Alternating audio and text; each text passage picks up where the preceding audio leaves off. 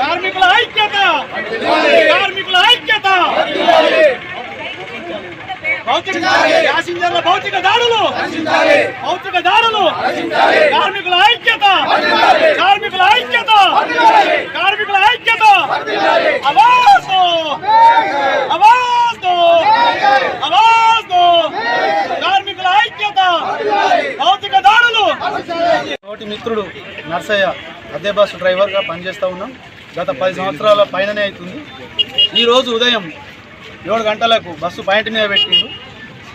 Point మీద పెట్టి conductor కోసం 2 సార్లు హారన్ కొడితే ఒక ప్యాసింజర్ వచ్చేసి ఏంద్రా హారన్ కొడుతున్నావు, తెలివి లేదా అట్లా అంటే మంచిగా మాట్లాడండి, అట్లెందుకు మాట్లాడుతున్నారు అని అంటే ఏంద్ర మర్యాద ఇచ్చాడు ఎవనివ్వరు నువ్వు అంటూ బూతులు తిడుతూ డ్రైవర్ సైడ్ ఉన్న డోర్ను తీసేసి సీట్లో ఉన్న డ్రైవర్ని కిందికి లాగి 2-3 భౌతికంగా ఇదే బస్టాండ్లో దాడి చేయడం జరిగింది.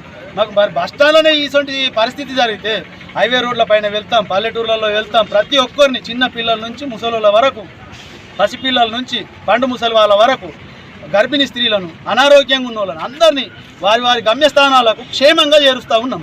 అటువంటి మాకు ఇటువంటి భౌతిక దాడులు జరుగుతూ ఉంటే మేము ఎంతవరకు సహించాలి? నిన్ననే నాపై దాడి జరగడం జరిగింది. మహిళలైతే కొద్దిమంది మహిళలైతే అతి దారుణమైన నీచమైన పదాలు వాడుతూ డ్రైవర్లను తిట్టడం జరుగుతూ ఉన్నది. అయినప్పటికీ సహిస్తూ భరిస్తూ ఈ ఉద్యోగాలు చేస్తూ ఉన్నాం. అతి తక్కువ జీతంతో ఎటువంటి భద్రత లేకుండా ఈ ఉద్యోగాలు చేస్తున్నాం. అయినప్పటికీ కూడా ఇటువంటి భౌతిక దాడులు జరుగుతున్నాయి. మొన్నటి వరకు కూడా భౌతిక దాడులు జరిగినాయి. అయినప్పటికీ కూడా అవి చూస్తూ ఉన్నారు ప్యాసింజర్లు, కేసులు అవుతూ ఉన్నాయి, వాళ్ళని స్టేషన్లో వేయడం జరుగుతుంది. అయినప్పటికీ కూడా ప్యాసింజర్లు తగ్గకుండా మాపై దాడులు చేయడం ఎంతవరకు సమంజసం? ఈ ప్రభుత్వం, కాంగ్రెస్ ప్రభుత్వం మహాలక్ష్మి పథకాన్ని తీసుకొచ్చింది. దాన్ని మేము స్వాగతిస్తున్నాం. 56 సీట్ కెపాసిటీ ఉంటే 150, 140 ఎక్కితే కూడా వాళ్ళని సహిస్తూ భరిస్తూ అతి వేగంగా వెళ్లకుండా మెల్లగా వెళ్తూ వారి వారి గమ్యస్థానాలకు క్షేమంగా తీసుకుపోతున్నాం.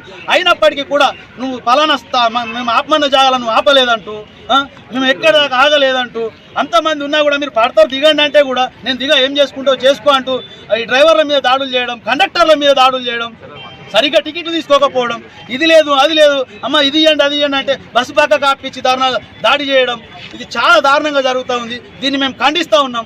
ఆర్మూర్ డిపోలో ఈరోజు పొద్దున జరిగింది, మా తోటి మిత్రుడు నర్సయ్య గారి మీద దాడి జరిగింది.